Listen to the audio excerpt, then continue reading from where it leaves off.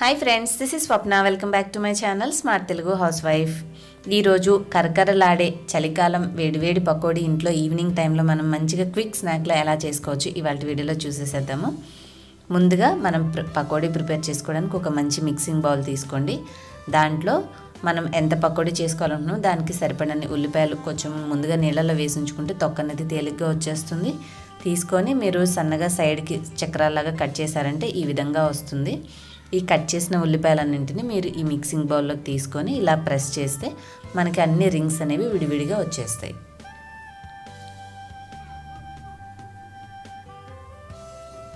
ఇలా చేసిన తర్వాత మన పకోడీకి ముక్కలకి సరిపడా ఉప్పు చూసుకొని మీరు కలుపుకున్నారంటే ఈ ఉప్పు మనం ఉల్లిపాయ ముక్కల్లో వేయంగానే దాంట్లో నీరు అనేది బయటకు వస్తుంది. తర్వాత మనం పిండితో కలుపుకునేటప్పుడు మనకి ప్రత్యేకంగా నీరు అనేది యాడ్ చేసుకోకుండా చక్కగా కలిసిపోతుంది త్వరగా.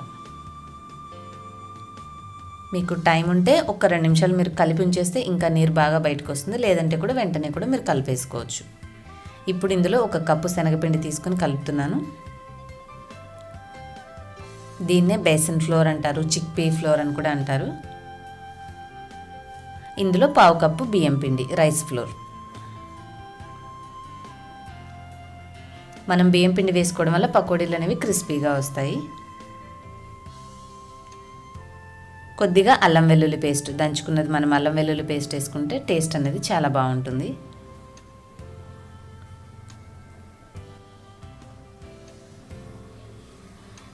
తర్వాత ఇందులో కొంచెం జీలకర్ర,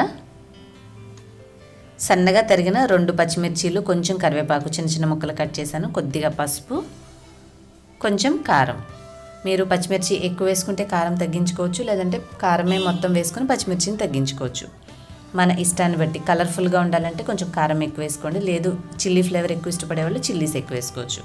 చివరిగా ఇందులో కొంచెం ధనియాల పొడి, జీలకర్ర పొడి, గరం మసాలా యాడ్ చేసుకొని కొంచెం 3 నుంచి 4 స్పూన్లు నూనె కనుక యాడ్ చేసుకుంటే పకోడీ వేసుకున్న తర్వాత మనకి క్రిస్పీగా వస్తుంది. ఆయిల్ అనేది ఇలాగ పిండిలో యాడ్ చేయడం వల్ల. ఇవన్నీ మంచిగా కలిసేలాగా కలుపుకోవాలి. ఇంకా చివరిగా మిగిలిన లాస్ట్ ఇంగ్రీడియంట్ కరివేపాకు. నేను చివరిలో మీకు అది వేయించి పకోడీ మీద మనం డెకరేషన్కి యూస్ చేద్దాం. సో ఆ ఒక్క ఇంగ్రీడియంట్ పక్కన పెట్టుకొని మనం ఇదంతా మిక్స్ మంచిగా ప్రిపేర్ చేసుకొని పకోడీ స్టార్ట్ చేద్దాం. ఒకవేళ మీకు కలిపేటప్పుడు ఏమైనా ఇబ్బందిగా అనిపిస్తే కొంచెం చుక్కల నీళ్లు తీసుకొని దాని మీద స్ప్రింకిల్ చేసి మీరు బైండ్ చేసుకొని అట్లా కలుపుకోవడానికి ట్రై చేశారంటే మంచిగా కలిసిపోతుంది. పిండి అనేది రెడీ చేసుకున్నాం కదండి. సో ఇప్పుడు పకోడీలు వేసుకోవడానికి ఈ ప్రాసెస్ స్టార్ట్ చేసే ముందు మీరు బాండీని స్టవ్ మీద పెట్టి నూనె పెట్టి మీడియం ఫ్లేమ్లో, సన్న మంట మీద లో ఫ్లేమ్లో ఉంచారంటే ఈ ప్రాసెస్ అంతా అయ్యేసరికి మనకు నూనె అనేది మీడియంగా కాగి రెడీగా ఉంటుంది. సో పకోడీలు వెంటనే స్టార్ట్ చేసుకోవచ్చు. నూనె కాగిన తర్వాత కొంచెం ఉల్లిపాయ వేసి చూడండి. కాయలు మనకి చక్కగా పైకి వస్తే మిగతా పిండి అంతా కూడా మరీ పెద్ద పెద్ద ముద్దలుగా కాకుండా కొంచెం చిన్న చిన్నగా విడివిడిగా వచ్చేలాగా మీరు ఈ విధంగా వీడియో క్లిప్పింగ్లో చూస్తున్నట్టు విడివిడిగా వేసుకుంటే పకోడీలన్నీ వేయించుకోవచ్చు. మీరు పెద్ద బాండీ పెట్టుకుంటే ఎక్కువ క్వాంటిటీ ఒక్కసారి వేసుకుని త్వరగా చేసుకోవచ్చు. కొంచెం చిన్న బాండీ అయితే మనకి ఎక్కువ సార్లు పడుతుందండి చేసుకోవడము. ఇక్కడ పెద్దది పెట్టొచ్చు, కానీ మనము ఎంత ఎక్కువ ఆయిల్ యూస్ చేస్తామో అది మళ్ళీ ఎక్కువ రోజులు నిల్వ ఉండదు కాబట్టి తక్కువ టైంలో వాడుకోవాలి. కాబట్టి నేను కొంచెం చిన్న బాండీ ప్రిఫర్ చేస్తాను. నచ్చితే మీరు కూడా ఈ టిప్ ఫాలో అవ్వచ్చు. కాకపోతే మనకి వంట చేసేటప్పుడు కొంచెం ఎక్కువ సమయం తీసుకున్నట్టుగా అనిపిస్తుంది.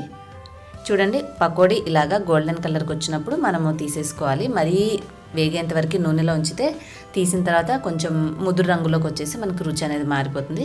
కాబట్టి చక్కగా గోల్డెన్ కలర్, బంగారం రంగులోకి వస్తున్నాయి అనుకున్నప్పుడు మీరు తీసేసారంటే దాంట్లో ఉన్న వేడికి అవి పర్ఫెక్ట్గా వేగిపోతాయి. ఈ విధంగా మిగిలిన పిండి అంతా కూడా మనం చేసేసుకుంటే పకోడీలు అనేవి రెడీ అయిపోతాయి.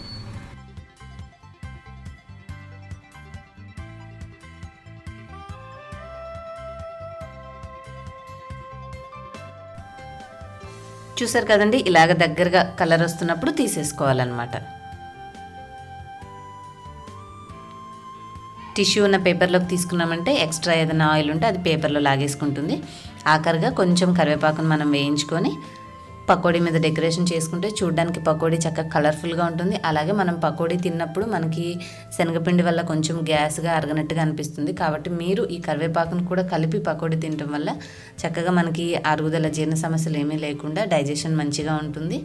అలాగే మన కంటి ఆరోగ్యానికి కూడా కరివేపాకు చాలా బాగా హెల్ప్ అవుతుంది. హోప్ మీ అందరికీ రెసిపీ నచ్చింది అనుకుంటున్నాను. ఇంకొక మంచి వీడియోతో మళ్ళీ మిమ్మల్ని నెక్స్ట్ వీడియోలో మీట్ అవుతాను. Till then bye bye. Thanks for watching.